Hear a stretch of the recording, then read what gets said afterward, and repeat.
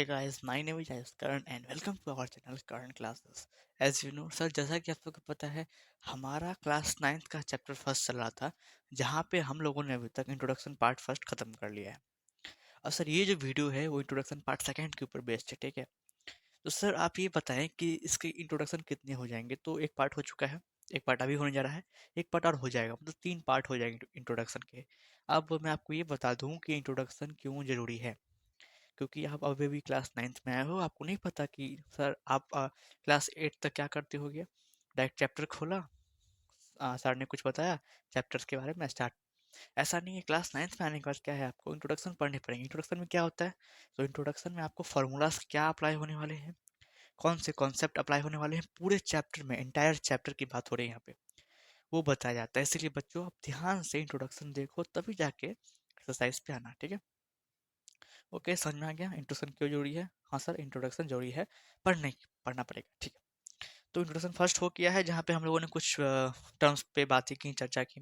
Introduction second में हम लोग स्टार्ट करने वाले हैं कि रूट टू को नंबर लाइन पे कैसे रिप्रेजेंट करते हैं, वो देख लें आप सब। बहुत इंपॉर्टेंट है, बहुत सारे एग्जाम में आ चुका है, बार बार एग्जाम में आता रहता है। अगर सिलेबस में है तो एग्जाम में आना फिक्स है उसका। Locate route to on number line. मैं आपको रूट टू को लोकेट करके दिखाऊंगा नंबर लाइन पे। आपको खुद से रूट थ्री को लोकेट करना होगा और रूट फाइव को भी। समझ में आ रहा है बात? हाँ जी सर, ठीक है। थ्री अगर नहीं भी कर पाओ तो फाइव कर ही लेना, ठीक है। समझ में आ रहा है? हाँ सर, ठीक। पहले ये देख लो कि टू को नंबर लाइन पे कैसे रिप्रेजेंट करते हैं। फर्स्ट ऑफ ऑल मैं आपको ये बता दूं कि सर नंबर लाइन क्या है। तो सर वो जाके देखो इंट्रोडक्शन पार्ट में, क्योंकि इंट्रोडक्शन फर्स्ट में नंबर लाइन क्या है वो बताया गया है। बहरहाल एक झलक यहाँ भी देख लो, ठीक है। तो नंबर लाइन क्या होते हैं, अगर मैं इसे एक सीधी रेखा खींचूं जिसके बीच में मैं जीरो दूं, जीरो नंबर लाइन पे जीरो के लेफ्ट साइड में सारे नेगेटिव नंबर होते हैं। सारे क्या होते हैं बच्चे? नेगेटिव नंबर्स होते हैं। और जीरो के राइट साइड में जितने भी हैं वो आपको पॉजिटिव नंबर्स होते हैं, ठीक है। हाँ जी सर, ठीक है। अब आप अपने कॉपी पे आपको कितना लेना है वो मैं आपको बता दूं, ठीक है। हमको रूट टू शो करने का है नंबर लाइन पे। रूट टू शो करने के लिए आपको ये लेना पड़ेगा। आप अपने कॉपी पे, यहाँ पे तो यहाँ पे हमने लिया है एक दो, आपको 1 यूनिट लेना पड़ेगा कॉपी पे। सर वो 1 यूनिट कितने सेंटीमीटर के बराबर होगा, तो आपके लिए आपकी कॉपी पे वो 2 सेंटीमीटर का आप 1 यूनिट लोगे, ठीक है। मतलब इतना जो है वो 2 सेंटीमीटर का 1 यूनिट लोगे, फिर 2 सेंटीमीटर का दूसरा, ठीक है। हमारे इस साइड भी सेम लेंथ को कंटिन्यू करोगे, ठीक है।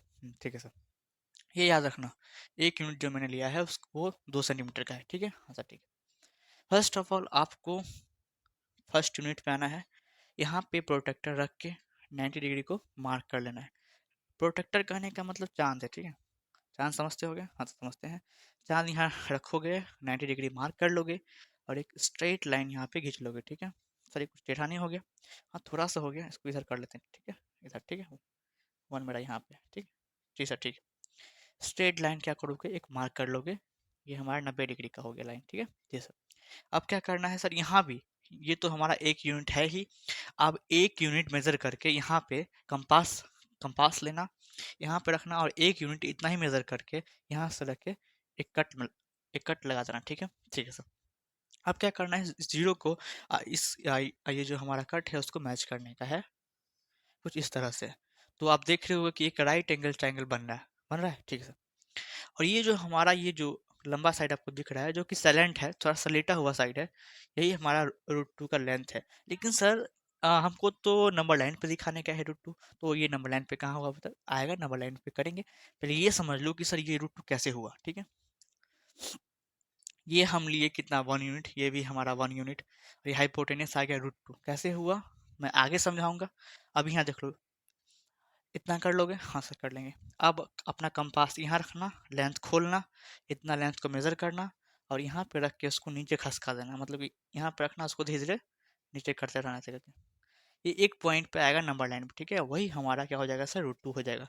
कहने का मतलब है आप जीरो से आगे चलोगे, और यहाँ तक आओगे आओगे तो ये जो डिस्टेंस हमारा √2 है, या तो कह सकते हैं √2 यहाँ पे लाई करेगा, ठीक है। ठीक है सर, √2 हमने लाई कर लिया, पर सर ये √2 है, देख रहे हो, इसीलिए कंपास के हेल्प से हमने इसको नीचे लाया, और ये जो हमारा लेंथ है ये भी √2 ही हुआ। कैसे कैसे हुआ ये देख लो। अब इसका मैं नामकरण करता हूँ, ठीक है। तो ठीक है, देखो, इसको मैंने ए कहा, इस पॉइंट को हमने ए कहा, इस पॉइंट को हम बी कहेंगे, इस पॉइंट को हम सी कहेंगे, और इस पॉइंट को हम डी कहेंगे। तो अब एक बात ध्यान से देखो यहाँ पे, अब मुझे बताओ कि मैं सही हूँ या नहीं। क्या ए बी बराबर ए डी होगा? मैं आपसे पूछ रहा हूँ, क्या ए बी बराबर ए डी होगा? देख लो फिर से, ए बी बराबर ए डी होगा? हाँ सर होगा। क्यों होगा? क्योंकि ये जो लेंथ है वो सेम आर्क का है। ये जो आर्क आपको दिख रहा है यहाँ से यहाँ तक, यहाँ से एक पॉइंट पे आने वाला, ये दोनों सेम लेंथ है, मतलब कह सकते हैं ये सेम आर्क का रेडियस है। क्या है? आर्क एक ही है, इसके यहाँ से ये पॉइंट गया और यहाँ से तो ये जो लेंथ और ये लेंथ है वो सेम है। क्यों सेम है? क्योंकि ये सेम आर्क का रेडियस है, ठीक है। रीजन लिखोगे, length of same arc, length of same arc, इस सेम आर्क का लेंथ है, इसलिए दोनों बराबर है। क्या बराबर है? ए बी और ए डी, ठीक है। अब बताओ ए बी कितना है? सर ए बी √2 है, ठीक है। ए डी की जगह ए डी ही रखना, इसीलिए ए डी को इस साइड ले और √2 को उस साइड ले भेज देने का है, तो इतना आगे, ठीक। मतलब सर ए डी जो है हमारा √2 निकल के आ गया। ये वही तो शो करना था कि ए डी √2 है कि नहीं, ये आपको प्रूफ के लिए, ठीक ना। अगर प्रूफ मांगेगा तब से करने का है। अब आप ये पूछोगे हमसे, सर ठीक है, आपने डायरेक्ट बोला कि ए बी √2 है, आपने लिखा और आपने ए डी को कहा √2 है, हमने मान भी लिया, लेकिन आप ये बताइए अब कि ए बी √2 हुआ कैसे? तो देख लो, इसका प्रूफ होता है। अगर कोई प्रूफ मांगे तो दे देना, प्रूफ नहीं मांगे तो आराम से ड्रॉ कर देने का है, ठीक है। प्रूफ देखो क्या होता है। आपको ए बी सी एक राइट एंगल ट्रायंगल दिख रहा होगा? हाँ सर दिख रहा है। क्योंकि हमको हाइपोटेनियस √2 चाहिए था। क्यों सर √2 क्यों चाहिए था? क्योंकि हमको √2 शो करने का था, इसलिए हमको हाइपोटेनियस √2 चाहिए था। अगर √5 निकालना होता तो हम हाइपोटेनियस को कुछ ऐसा करते जो कि √5 आता। वो बातें दूसरी हैं, हम बाद में उस पर चर्चा करेंगे। फिलहाल हमें ये देखते हैं, क्योंकि हमको √2 चाहिए इसलिए हमने हाइपोटेनस √2 बनाया अपने दिमाग से। कैसे सर, कैसे बनाया?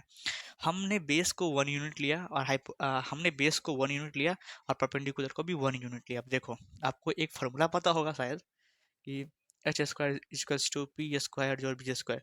सर ये क्या है? ये है पाइथागोरस थ्योरम। अगर आपको पता है तो सही है, नहीं पता है तो अभी समझ लो, ठीक है।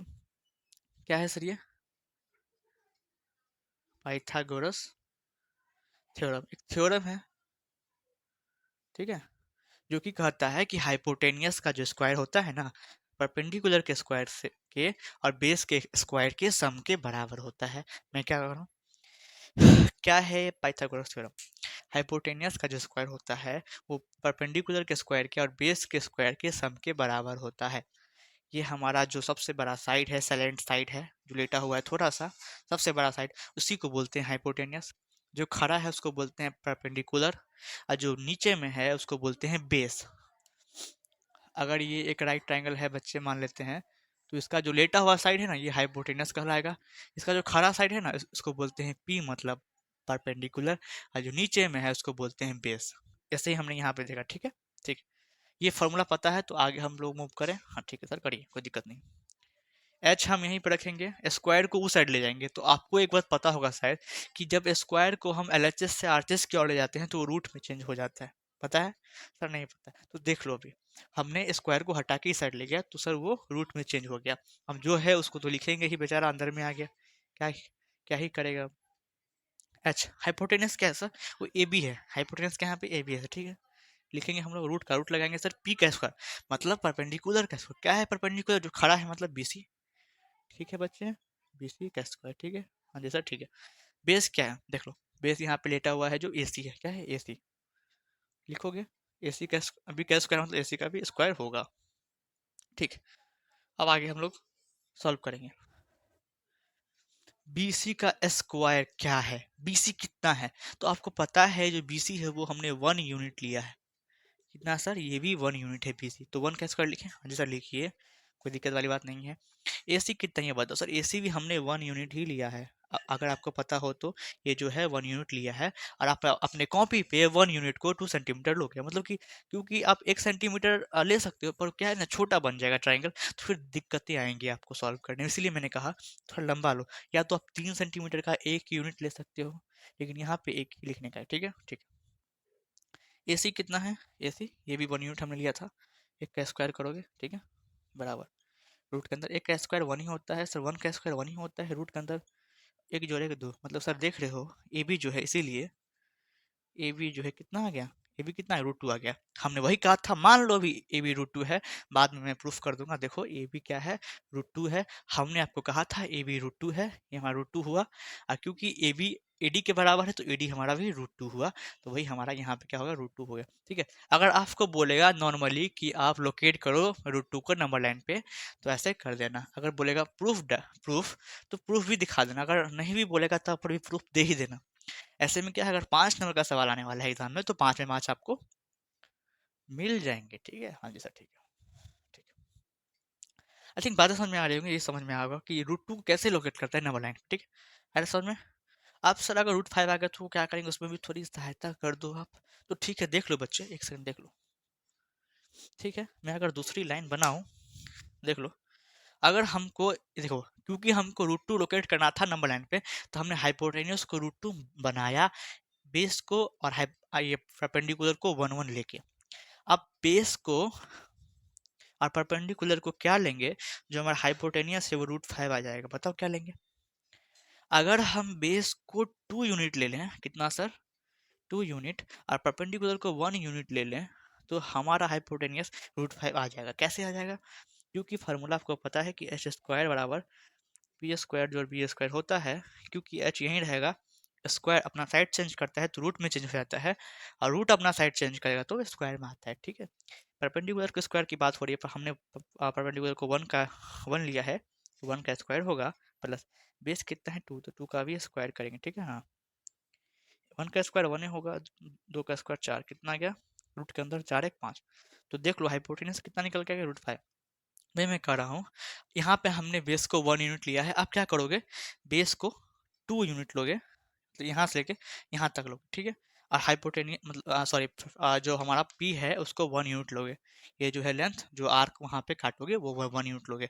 एक झलक दिखा दूँ, एक रफ स्केच मैं स्पीड में ड्रॉ करके, ऐसे लेना सर, ये कुछ ज़्यादा ही टेढ़ा नहीं हो गया, हाँ थोड़ा सा ऐसे लेना, तुरंत मैं दिखा दूँ आपको, जीरो लेना, 1 unit, 2 unit, 1 unit 2 unit, minus में भी कुछ ले ही लेना, काहे छोड़ोगे। मैंने जैसा कहा कि बेस को 0 से लेकर 2 तक लेना, मतलब कि 2 यूनिट लेना है, तो ठीक है हमने लिया।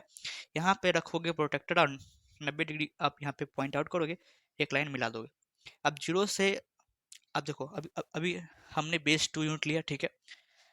परपेंडिकुलर को 1 यूनिट लेना है, तो 1 यूनिट मेजर करके, 1 यूनिट कहाँ से यहाँ तक है, इतना मेजर करके यहाँ पे रख के एक चाप से काट लेना, तो यहाँ पे कट जाएगा, ठीक है जी सर। अब इस पॉइंट को इस पॉइंट से मैच करने का है, तो ये जो हाइपोटेनस बन के है वो हमारा √5 हो जाएगा, ठीक है। अरे सॉरी सॉरी सॉरी, एक सेकंड रुक जाओ, यहाँ पे आपने कट किया, 1 यूनिट आपने यहाँ पे कट किया, यहाँ पे जीरो है ना, जीरो से मिलाना, हमेशा जीरो से मिलाना, ठीक है जी सर। तो ये लाइन जीरो से मिलेगा, ठीक है। तो ये जो हमारा आपको हाइपोटेनस बन के आ रहा है वो √5 का हाइपोटेनस हो जाएगा। क्योंकि अभी तक ये नंबर लाइन पे नहीं आया है, तो उसको नंबर लाइन पे लाएंगे, कैसे लाएंगे, जीरो पे रखेंगे, इतना आर्क लेंगे कंपास से, इसको नीचे खिसका देंगे, तो नीचे जब जब आएगा ये, तो यहाँ पे आ जाएगा, तो ये हमारा √5 का लेंथ हो जाएगा। तो ऐसे ही हम लोग क्या करते हैं, √5 को लोकेट करते हैं नंबर लाइन पे। आई थिंक बातें समझ में आ रही होगी। अब प्रूफ करने का है तो सेम तरीका से भी प्रूफ कर लोगे आप, ठीक है। चलते हैं नेक्स्ट टर्म, नेक्स्ट कॉन्सेप्ट की ओर, तो तक आप इसको क्या करो, लिख लो।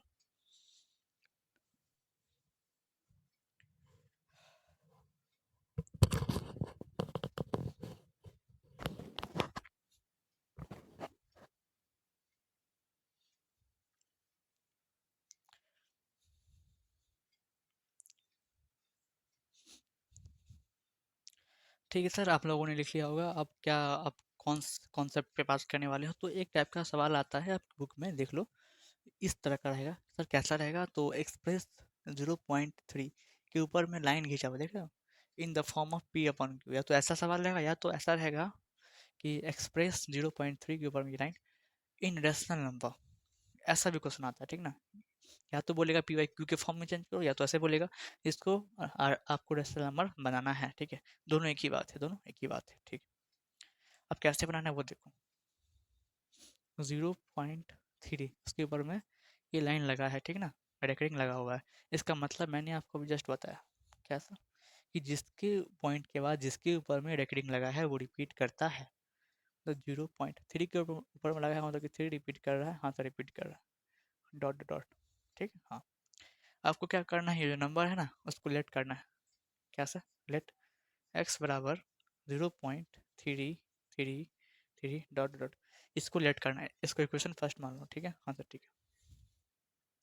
अब इक्वेशन फर्स्ट को 10 से मल्टीप्लाई करना है। सर 10 से ही क्यों मल्टीप्लाई करना है, पूछोगे हमसे। 10 से ही क्यों मल्टीप्लाई करना है, क्योंकि पॉइंट के बाद 3 जो लिखा हुआ है, 3 के ऊपर में एक नंबर के ऊपर आपको रेकरिंग है, इसीलिए एक पे एक जीरो से गुना करना पड़ता है, ठीक है।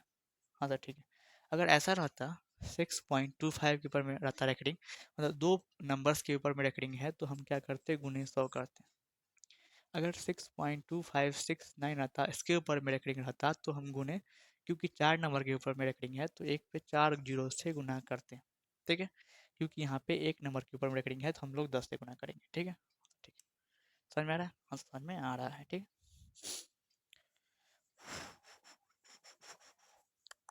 ठीक है जी सर, ठीक है। देख लो क्या होगा, जैसा कि मैंने कहा मल्टीप्लाई करेंगे।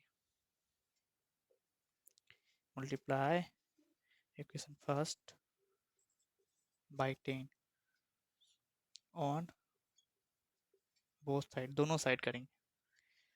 एक्स को 10 से गुना करेंगे तो 10x आएगा, बराबर इस नंबर को 10 से गुना करेंगे। आपको पता है कि कोई भी नंबर लिखा रहता है, जैसे कि 6.2 लिखा रहेगा, इसको हमको 10 से गुना करने का है, तो जो पॉइंट है वो राइट साइड खसक जाएगा। कहाँ खसकेगा सर? वो राइट साइड खसकता है, जितना जीरो से गुना होता है उतना नंबर खसकता है। यहाँ पे एक जीरो से गुना हो रहा है तो ये पॉइंट यहाँ से यहाँ आ जाएगा, तो 62 इसका आंसर हो जाएगा। अगर ऐसा रहे 6.259 रहे, इसको गुना करना है हमको 100 से, तो पॉइंट अभी यहाँ पे है, हम दो जीरो है तो दो दो डिजिट खसकेगा, तो 625 अब पॉइंट आ जाएगा 9, मतलब ये आंसर हो जाएगा। समझ में आ रहा है? अगर इसी सेम नंबर को 6.259 को हमको 1000 से गुना करने का होता, किससे सर? 1000 से, तो ये पॉइंट है क्योंकि एक पे 3 जीरो है तो 3 बार खसकेगा, एक दो तीन डिजिट खसकेगा, तो 6259 ये आंसर हो जाएगा हमारा, ठीक है। समझ में आ रहा है? हाँ सर। ऐसे ही हमको इसको क्या करना है, 10 से गुना करना है, तो आप बताओ आप कितने होंगे, कितने होंगे? 10 से गुना करना है, पॉइंट एक डिजिट राइट खसकेगा, मतलब कि 3 आ जाएगा, 0.33, क्योंकि यहाँ पे बहुत सारे हैं ना तो हम 3 3 लेके चल रहे हैं, ठीक है। यहाँ पे 3 डिजिट तक लेके चल रहे हैं, 10 से गुना किए, पॉइंट यहाँ पे आ गया, कुछ ऐसा बन गया, ठीक है। इसको इक्वेशन सेकंड मान लो। अब देखो, आप इक्वेशन सेकंड से फर्स्ट को सब्ट्रैक्ट करने का है, ठीक। करेंगे subtract, subtract equation first from second, second से फर्स्ट में करेंगे। फ्रॉम लग गया मतलब जो बाद में है वो पहले लिखा था, मतलब कि 10x बराबर 3.33 डॉट, इक्वेशन फर्स्ट क्या है, नीचे में माइनस का साइन दोगे, एक्स लिखोगे, यहाँ पे 0.333 डॉट डॉट, इसको हमको माइनस करने का है, ठीक। 10x में से एक जाएगा तो 9x बचेगा। यहाँ से देखो 3 में से जीरो हो जाएगा तो 3 बचेगा। अब पॉइंट के बाद यहाँ पे 3 3 3 है, यहाँ भी पॉइंट का 3 3 3 है, मतलब ये जो भी पॉइंट के बाद वाला चीज़ है वो खत्म हो जाएगा, और 3 में से जीरो हो जाएगा तो 3 ही बचेगा। कुछ ऐसा हमारे पास आ गया, समझ रहे हो कैसे हो रहा है? ठीक है, दिख रहा है? एक स्टेप और हो सकता है, एक्स 3 रहेगा, इसको टू 3 तो पहले से था ही, 9 यहाँ पे गुना में था, देख लो एक्स के साथ गुना में था, ये सारी जगह तो डिवाइड में हो जाएगा। आ गया कुछ ऐसा, 3 वन सा 3 एंड 3 3 9, कितना आ गया 1/3। तो यही हमारा क्या हो गया सर, हमको बोल रहा था कि 0.3 के ऊपर में रेकरिंग, इसको पी वाई क्यू के फॉर्म में चेंज करना है, जो कि हमने कर दिया। या तो ऐसे बोला कि आपको रेशनल नंबर में चेंज करना है, और रेशनल नंबर आपको पता है पी वाई क्यू के फॉर्म में ही होते हैं, तो वो भी हो गया। तो बातें समझ में आ रही होगी, ये क्वेश्चन भी समझ में आ गया होगा। और दशमलव के कितने डिजिट के ऊपर में आपको रेकरिंग है उतने से गुना करने का होता है, ठीक है। और अच्छे अच्छे सवाल हैं, जब हम लोग एक्सरसाइज को सॉल्व करेंगे तब देखेंगे, तब हम आपको बताएंगे, ठीक है। अभी एक और कॉन्सेप्ट है वो देख लो, फिर ये लेक्चर को ख़त्म करेंगे, ठीक है। ठीक है, आप लोगों ने लिख लिया होगा। अब हम लोग चर्चा करने वाले हैं नेक्स्ट कॉन्सेप्ट की, और सब वो नेक्स्ट कॉन्सेप्ट क्या होने वाला है तो देख लें आप क्या होने वाला है। वो आपको डेसिमल एक्सपेंशन के ऊपर में होने वाला है। आप समझ लें कि डेसिमल एक्सपेंशन क्या होते हैं, उसके कितने टाइप्स होते हैं और कैसे कैसे वो काम करते हैं, तो देख लो। डेसिमल एक्सपेंशन,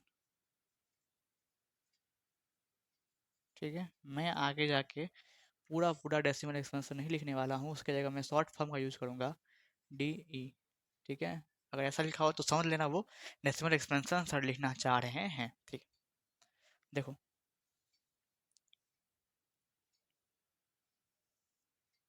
इससे अच्छा एक चीज़ करें क्या, देखो, ठीक है। इससे क्या होगा ना ना ही लंबा लाइन रहेगा, ना ही मेरा लाइन गलती होगा, ठीक है जी सर, ठीक है। ठीक है सर, हम भी ऐसे ही करेंगे। हाँ ठीक है, कर लो, क्या दिक्कत है। हाँ, तो मैंने जैसा कि कहा कि डेसिमल एक्सपेंशन कितने टाइप्स के होते हैं, तो 3 टाइप्स के। डेसिमल एक्सपेंशन आपको कितने टाइप्स के पढ़ने हैं बच्चों, वो 3 टाइप्स के हैं। सर पहला टाइप्स क्या है बता दो। पहला टाइप्स है टर्मिनेटिंग। टर्मिनेटिंग, पहला टाइप्स क्या है सर, वो टर्मिनेटिंग है। क्या टर्मिनेटिंग, डेसिमल एक्सपेंशन, ठीक है, हाँ जी सर, ठीक है। सेकंड टाइप क्या है सर, सर सेकंड टाइप जो है हमारा सर वो है नॉन टर्मिनेटिंग। क्या है जी, टर्मिनेटिंग, नॉन टर्मिनेटिंग है बट रिपीटिंग है।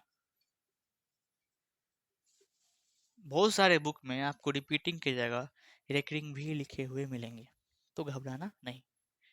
नॉन टर्मिनेटिंग रिपीटिंग लिखा होगा या नॉन टर्मिनेटिंग रेकरिंग लिखा होगा, ठीक है। क्या चीज़, तो डेसिमल एक्सपेंशन। फर्स्ट टाइप क्या है आपका, टर्मिनेटिंग। सेकंड क्या है, नॉन टर्मिनेटिंग रिपीटिंग, या तो नॉन टर्मिनेटिंग रेकरिंग लिखा होगा, ठीक है। ठीक है, रिपीटिंग बोलो रेकरिंग बोलो, बात बरोबर है, ठीक। हमारा जो थर्ड वन टाइप है वो है non terminating and non repeating.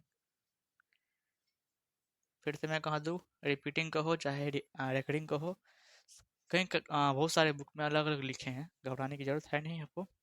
तो यही हमारे 3 टाइप्स हुए, non terminating, repeating, non terminating, non repeating, ठीक है। First terminating, non terminating, repeating, non terminating, non repeating, याद कर लो, गुर्दों में बसा लो, ठीक। सर क्या है आप ये देख लो आप, ठीक है।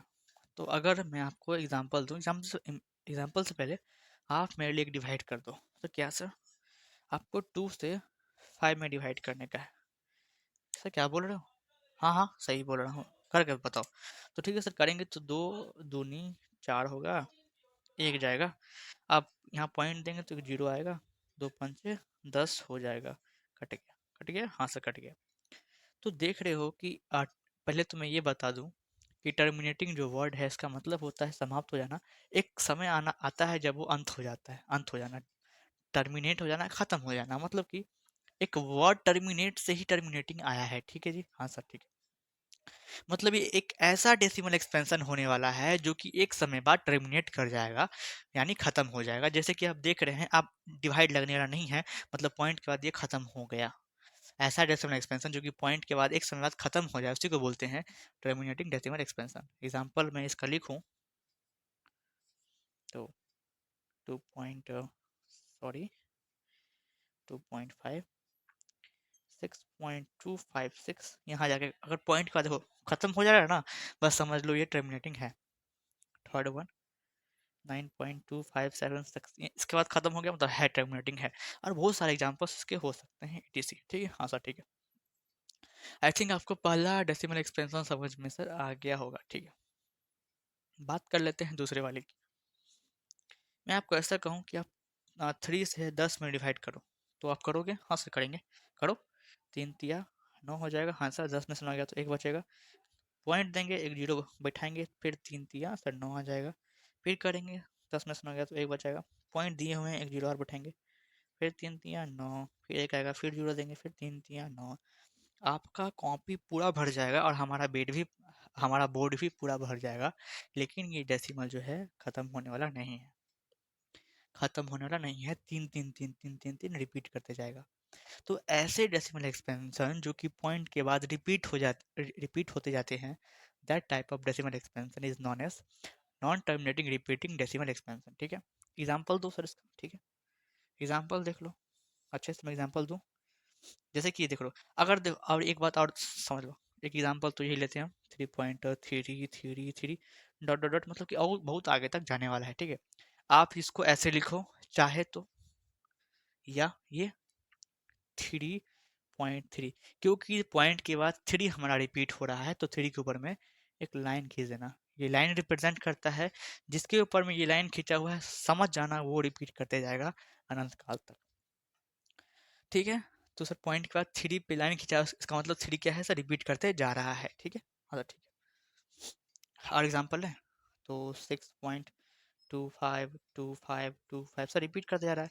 इसका मतलब सर ऐसे तो हम बार बार नहीं लिखेंगे, नहीं लिखेंगे क्योंकि बहुत लंबा होता है।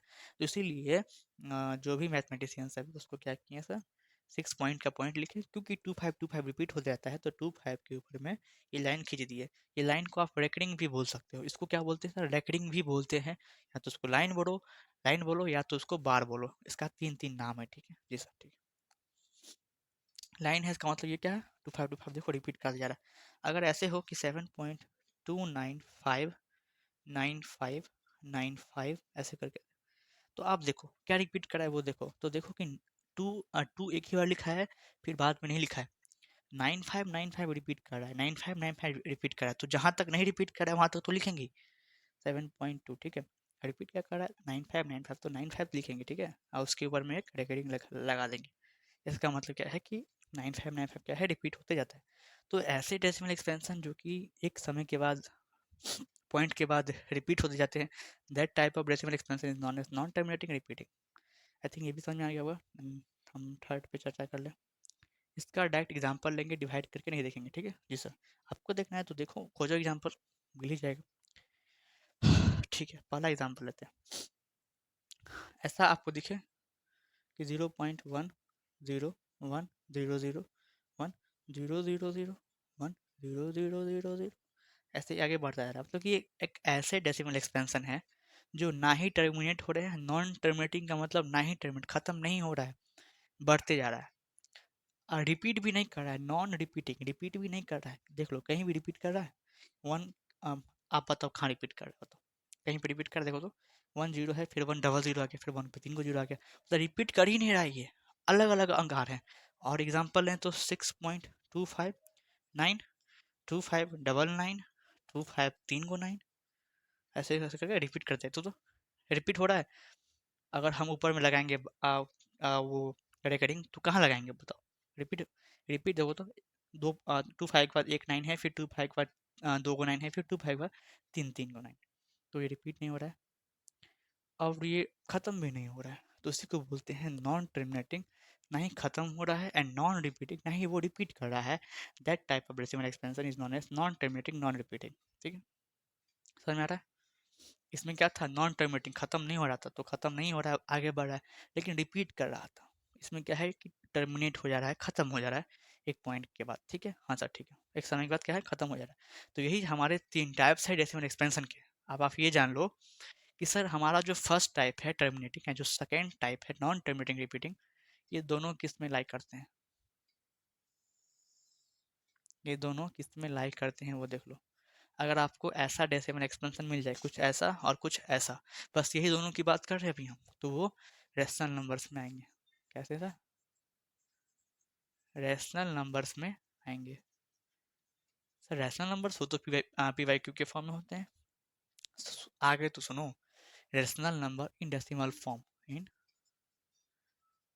डेसिमल फॉर्म, मतलब कोई भी रेशनल नंबर उठाओ और उसका आप उसको डिवाइड दो, तो या तो उसका डिवीजन, उसका जो क्वेश्चन होगा, या तो आपको टर्मिनेटिंग होगा या तो नॉन टर्मिनेटिंग रिपीटिंग होगा। इसी दोनों में से एक हमेशा होगा। ठीक है, हाँ सर ठीक है, कोई भी रेशनल नंबर अपने मन से उठा लो, दुनिया दुनिया जहान का कोई भी, इसी दोनों में से आना है उसको। ठीक है, तो ये दोनों क्या हो जाएंगे, रेशनल नंबर्स के कैटेगरी में लाइक करते हैं। ठीक है, एंड जो हमारा थर्ड वन नंबर है वो किस में आएगा बताओ। तो सर ये जो थर्ड वन नंबर आपको दिख रहा है, ये जो इकलौता है वो इरेशनल नंबर्स के कैटेगरी में आता है। इसमें सर इरेशनल नंबर्स, ठीक है, इरेशनल नंबर्स के कैटेगरी में आते हैं।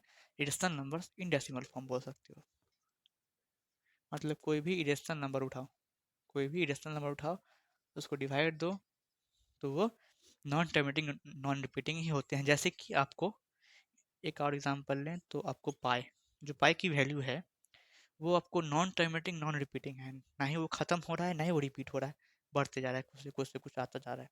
जैसे कि इसका मैं दूँ 3.141657 वगैरह वगैरह बहुत सी चीज़ें।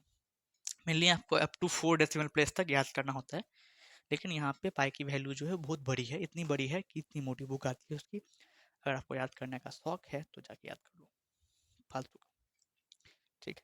जिसने भी इस पाई की वैल्यू की बुक इतनी मोटी आती है ना, उसको याद किया है अधिक तक, उसका नाम Guinness book of world record में आता है, ठीक है सर। तो ठीक है, पाई समझ में आ गया। और हम लें एग्जाम्पल कुछ, चौथा एग्जाम्पल, तो सर रूट टू भी एक इरेशनल नंबर है। उसको अगर आप डेसिमल एक्सपेंशन में देखोगे तो 1.414 कुछ कुछ कुछ कुछ बहुत कुछ है, ठीक है। तो ये जितने भी इरेशनल नंबर है वो क्या होते हैं, नॉन टर्मिनेटिंग नॉन रिपीटिंग होते हैं। आई थिंक ये तीनों चीज क्लियर हो गया होगा इतने एक्सप्लेनेशन के बाद, समझ में आ गया। आप कभी भी भूलोगे नहीं सर, नहीं भूलेंगे, ठीक है, लिख लो। चलते हैं नेक्स्ट कॉन्सेप्ट की ओर। ठीक है सर, आप लोगों ने समझ लिया होगा और लिख भी लिया होगा। अब एक नया क्वेश्चन, एक अलग तरह का सवाल आता है जो कि आपके पीछे लिखा हुआ है। तो सर मेरे मेरे पीछे है, आपके आगे है, सॉरी। ठीक है, हाँ सर, ठीक है। फाइंड थ्री, थ्री माने three irrational numbers between 1/7 and 2/7। आपको तीन इरेशनल नंबर्स फाइंड करने हैं। मैं दोबारा बोल दूं, रेशनल नहीं, इरेशनल नंबर फाइंड करने हैं बिटवीन 1/7 एंड 2/7।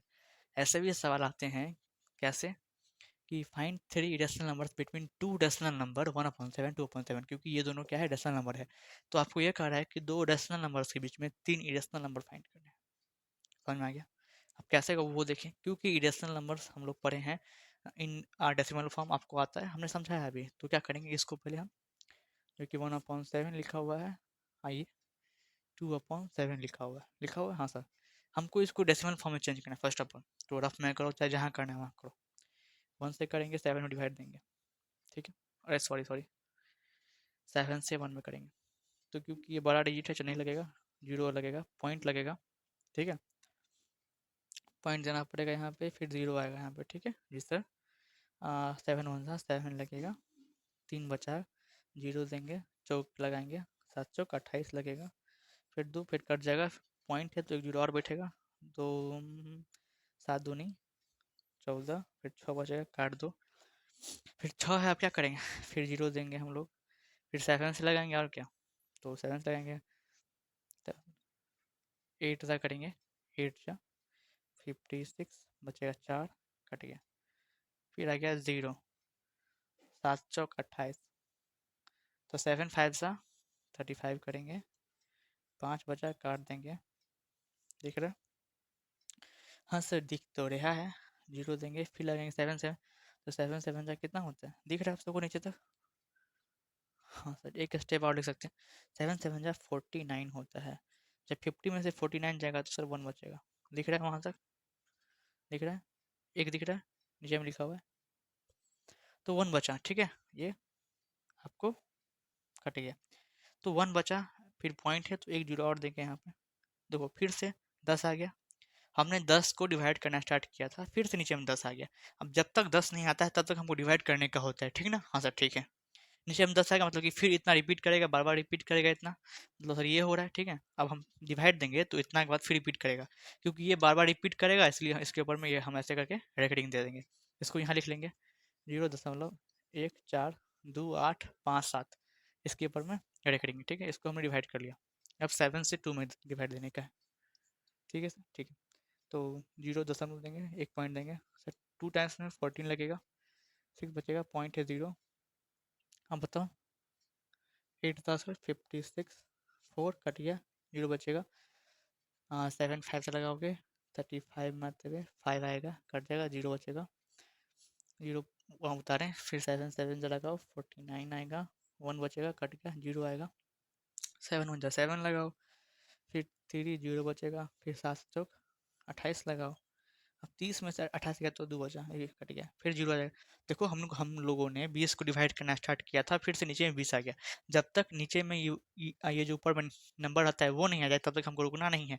अगर नीचे में सेम नंबर आ गया, इसका मतलब ये जो है बार बार रिपीट करेगा। फिर हम डिवाइड दे तो फिर 2 से देना पड़ेगा, फिर 8 से, 5 से, 7 से, फिर इतना लिखा, मतलब कि इतना जो है ना बार बार रिपीट करेगा। तो इसके जगह हम लिख सकते हैं 0.285714। इसके ऊपर में रेकरिंग, मतलब ये क्या है, बार बार सर अपना रिपीट करते जाएगा। समझ में आ रहा है? हाँ सर समझ में आ रहा है।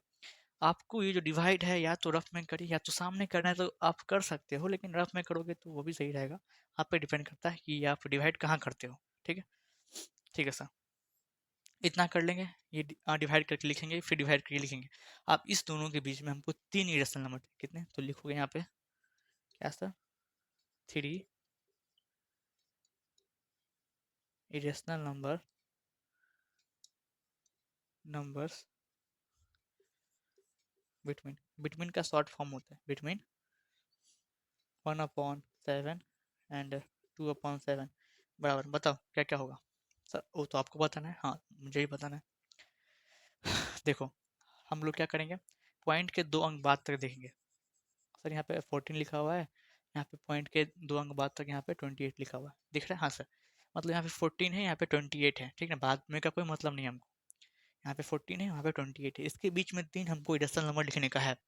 14 है तो 14 नहीं लेंगे, हम लोग लेंगे 15, मतलब सर 0.14 ले चुका है वो, तो 15 लेंगे हम लोग। एक को जीरो देंगे अपने मन से, फिर से लिखेंगे हम लोग 15, फिर आप अपने मन से 2 को जीरो देंगे, फिर लिखेंगे 15, फिर 3 को जीरो देंगे, फिर लिखेंगे 15, फिर 4 को जीरो देंगे। ऐसे ऐसे करके तुम डॉट देते चल जाना, क्योंकि ये रिपीट करते चल जाएगा। ठीक है, हमने एक इरेशनल नंबर तो लिख लिया भाई। ठीक है, अब हम लोग लिखेंगे सेकंड। हमने ये एक 4 ले चुका है, फिर हमने एक 5 लिया, और फिर से हम लोग एक 6 लेंगे, एक जीरो देंगे, फिर एक 6 लिखेंगे, 2 को जीरो देंगे, फिर एक 6 लिखेंगे, फिर 3 को जीरो देंगे। मतलब ये देख लो जीरो बढ़ते चल जा रहा है, फिर एक 6, फिर ये आगे बढ़ते चल जाएगा। ठीक है, 2 इरेशनल नंबर हमने लिख लिया। ठीक है, अब और लिखो, 0.17 में लिख सकते हैं, एक को जीरो, 17 2 को जीरो, 17 3 को जीरो, 17 4 को जीरो, ये अनंत काल तक चलता जाएगा, उतना लिखना नहीं है। तो ये हमारे क्या है, 3 इरेशनल नंबर्स है जो कि ये 2 रेशनल नंबर्स के बीच में लाई कर रहे हैं। ठीक है, बातें समझ में आ रही हैं? ठीक है सर। तो इसी के साथ वीडियो अधिक लेंदी हो गया है, तो यहीं पे ख़त्म करते हैं ये इंट्रोडक्शन को। एक पार्ट और हो जाएगा, आप लोग देख लेना, इसी चैनल पे आएगा। तो तब तक के लिए क्या करोगे, क्वेश्चन लगाते रहो, इंट्रोडक्शन को बार बार देखते रहो, रिवाइज करते रहो कि सर ने कैसे बताया है, कौन कॉन्सेप्ट कहाँ यूज हो रहा है, कैसे सवाल बन रहे हैं।